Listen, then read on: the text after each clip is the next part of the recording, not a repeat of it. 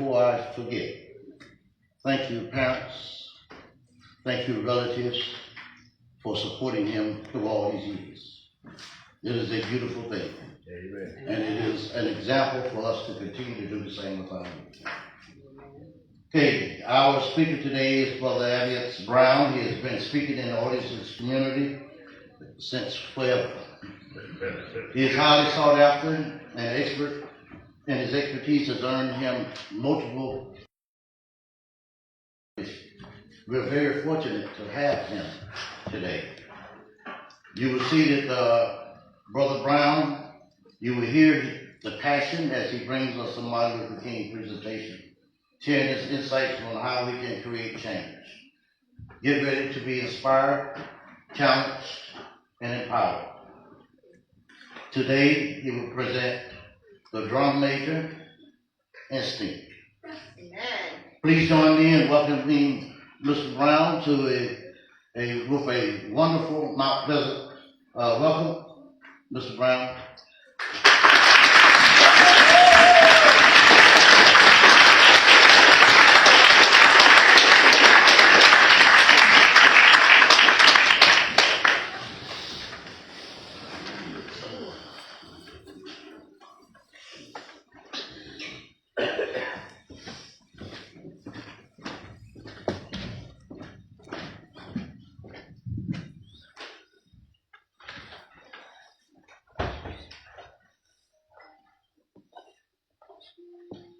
Thank you.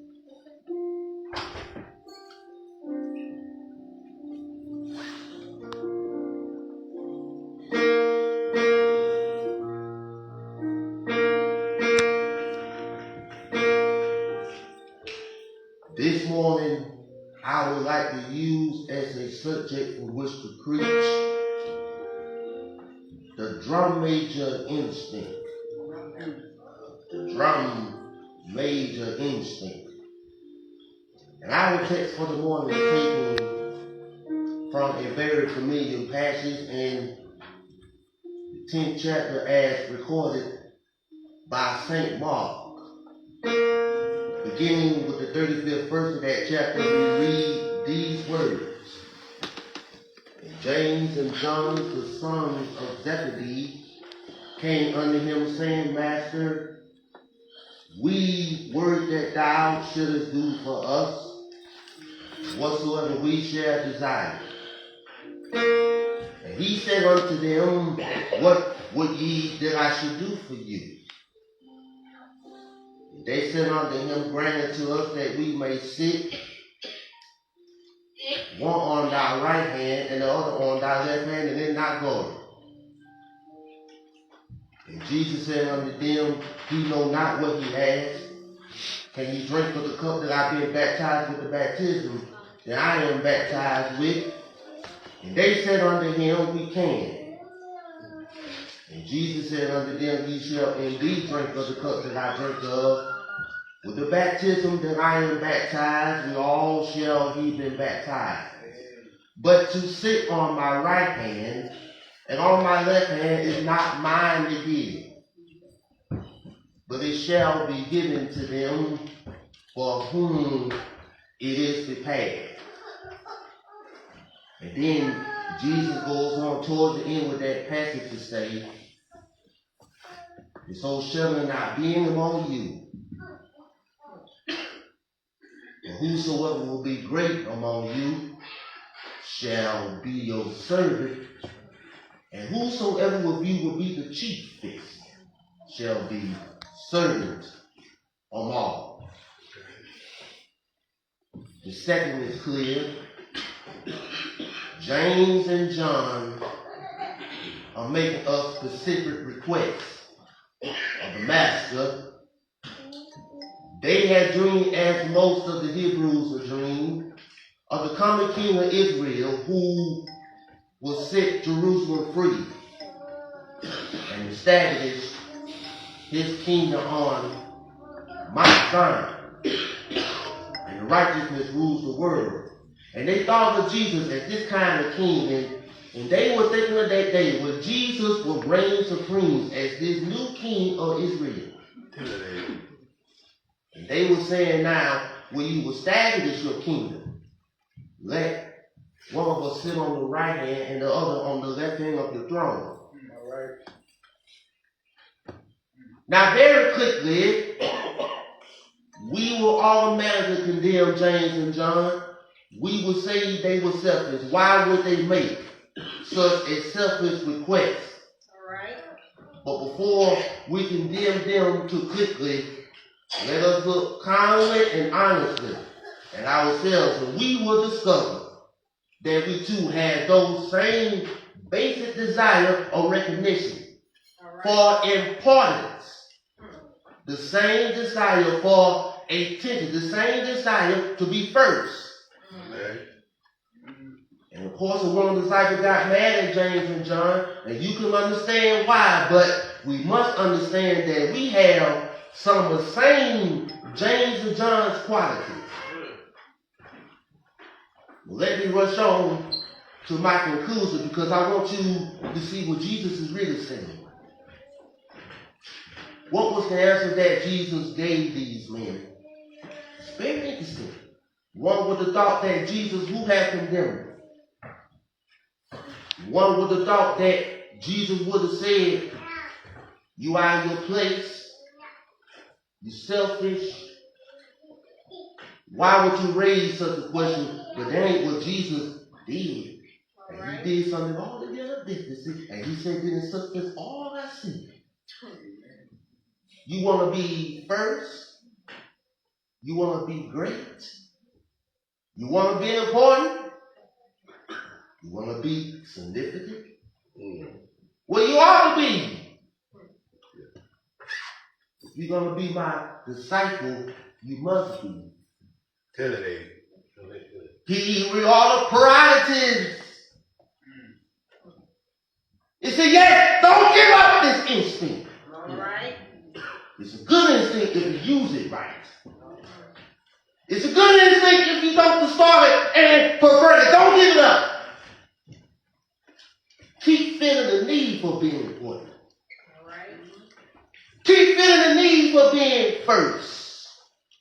I want you to be first and love.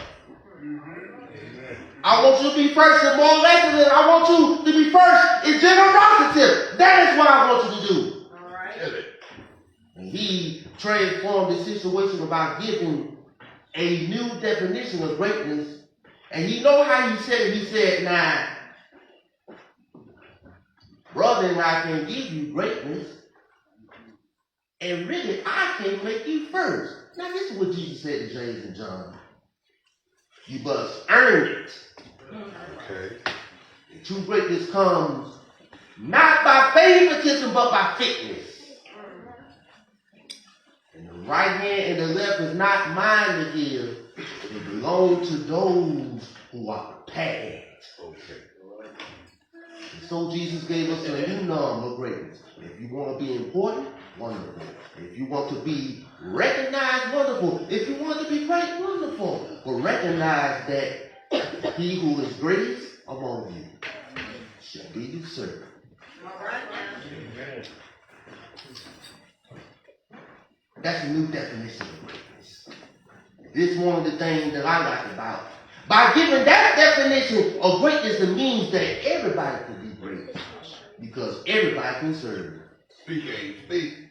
Every now and then, I guess we all think realistically about that day when we will be victimized. But what is life's final common denominator? And that's something we call death. We all think about it. Every now and then I think about my own death and I think about my own funeral. And I don't think of it a morbid sense. And every now and then I ask myself, what is it? And I won't say it. And I read the word to you this morning. If any of you around, well, I have to meet my day. I don't want no long funeral. All right. And if you take somebody to the living unity, tell them not to talk too long. And every now and then I want to say, tell them not to mention that I have a Nobel Peace Prize. That ain't important. Go ahead. Tell them not to mention that I have 300 or 400 on the wall, that's not important. Tell them not to mention when I went to school. I like somebody to mention that day that Martin Luther King Jr. tried to get his life serving others. I'd like for somebody to say that day that Martin Luther King Jr. tried to love somebody. I want you to say that day that I tried to be right on the wall question. I want you to be able to say that day that I did try to feed the hungry. I want you to be able to say that day that I did try in my life to clothe those who were naked. I want you to say on that day that I did try in my life to visit those who were in the prison. All right. I want you to say that I tried to love and serve humanity. Yes, if you want to say that I was a drum major, say that I was a drum major for justice. Yes. Say that I was a drum major for peace. I was a drum major for righteousness. And all the other shallow things will not matter. I won't have the money to leave behind. I won't have to find a luxurious thing for life to leave behind. But I just want to leave a committed life behind. Yes. And that's all I wanted to say. If I can help somebody, Yes. if I pass along, if I can cheer somebody with world of songs, if I can show somebody he's traveling wrong, then my living will not be in vain. If I can do my duty as a Christian, if I can bring salvation to world, if I can spread the message as the master torch, then my living will not be in vain. Yes, Jesus, I want to be on the right or the left side. Not for an selfish reason. I want to be on the right or the left side, not in turn for some political or kingdom ambition. And I just want to be there in love and in justice and in truth. Yeah. And in commitment to others so that we can make of this old world a new world. There you go.